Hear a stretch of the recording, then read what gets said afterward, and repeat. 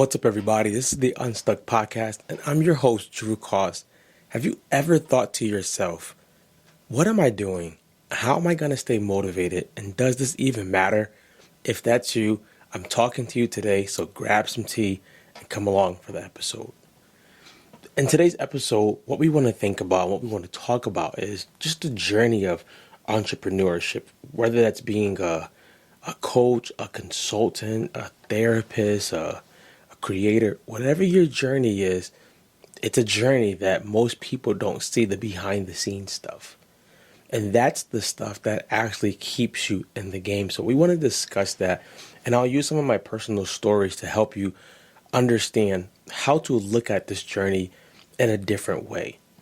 I've been an entrepreneur since 2000 and, well, an official entrepreneur since 2012.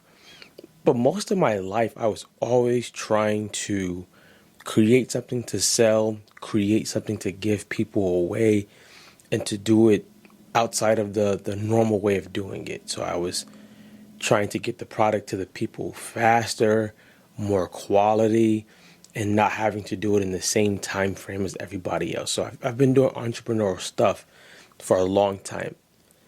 I wish someone would have sat me down my first official year of being an entrepreneur and told me celebrating while you're in the journey is just as important as the end goal. Because what you quickly realize is sometimes there is no end goal. They're just goals that you set along the way. But I wish someone would have told me, Drew, in this journey of being an entrepreneur, whatever career, whatever lane you choose, you should be celebrating along the way. What do I mean by that? Right now, you guys, if you're watching the YouTube version, you probably see me on a mic. You see me with some headphones on, I'm in a chair. I can tell you my first videos, even videos up until early last year, were nothing like this. They were grainy. I was using just my phone with my hand far away. Nothing's wrong with that.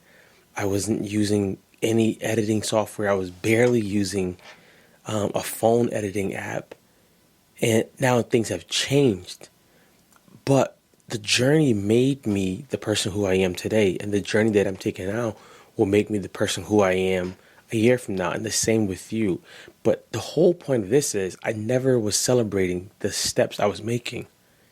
And that is what I believe entrepreneurs get wrong.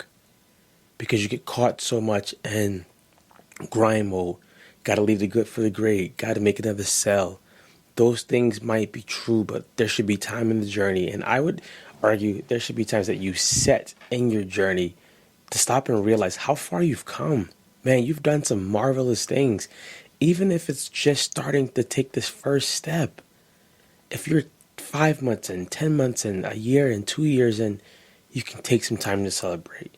I'm not going to tell you how long that celebration should be, but you should take some time to acknowledge how far you've come. And the reason why I say that is because I believe entrepreneurs face all types of emotions every week.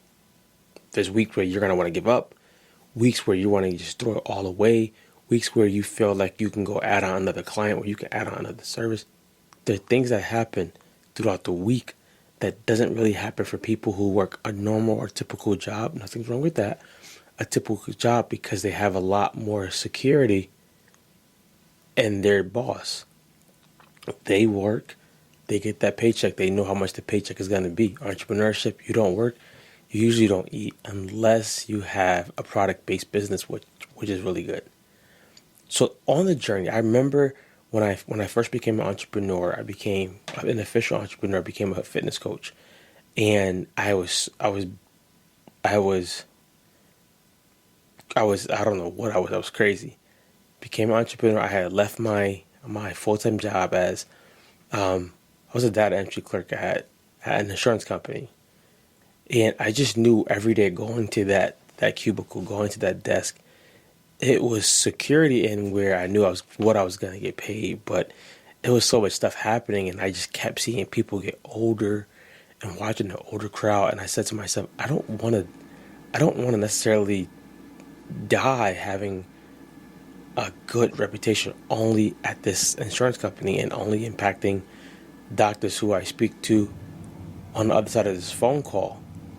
And I was like, I don't want to end up like the people that's me. I'd rather go take a chance. And I took time, I prayed, I strategized to think, how can I leave this realm of security for what's next? Now, granted, if I stayed in that position right now, I would be doing bad. I would just have a steady paycheck from them, but I would be doing really bad.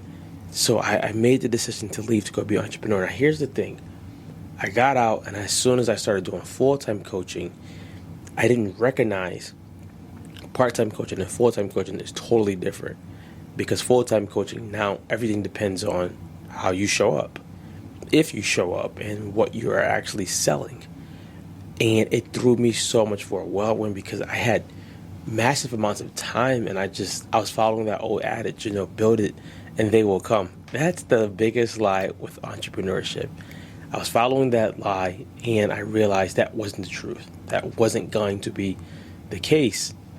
And because that wasn't going to be the case, I had a rude awakening. And instead of like coming back to the drawing board and celebrating the steps I made, I started panicking, and things got bad. I'm not gonna lie and tell you things got good. I was able to still make ends meet, but it got bad, and I realized in the industry that people were not as nice as they should be. This is my whole reason why I tell you guys so much stuff, because I don't want any gatekeeping with you trying to create content, you trying to be a better entrepreneur, you trying to be a better father or a better man. All of these things were happening, and I was not celebrating any steps that I made. I started making it better, but I still wasn't celebrating. I kept that mindset of, you gotta grind it out. You cannot stop and celebrate. And I cannot tell you how many depressed days I had, how many distressed days I had, how many days where I did quit, how many days where I wanted to quit everything all the time. And if someone would have told me, kid, along this journey, yes, you're going to have roadblocks, but that's going to happen in life in general. You're going to have things that stop you. You're going to have people who betray you. You're going to have people who try to stand in your way. But don't forget to celebrate the steps that you're making. Don't forget to celebrate how far you have come, because it's just as important as the end goal. Why? Because most humans will never make steps that are scary. Most humans will never make steps that make them feel that they need somebody else. Most humans will never make steps ever towards business ideas. They won't stick with them because they feel, I built it and they should just come. That's not the truth. So here's something that I had to recognize. I was getting frustrated. I'm not a pro yet. I was getting frustrated with Final Cut Pro. And I had a day where I was like, I'm not going to use the phone to edit. I can, but I don't want to. And there's nothing wrong with that. I just wanted to start using something bigger and a little bit more professional. And I was using Final Cut Pro, and I kept having trouble with it. And I was getting ready to upload an episode that I worked a long time for or on. And it erased all my stuff. And when I tell you, I cried.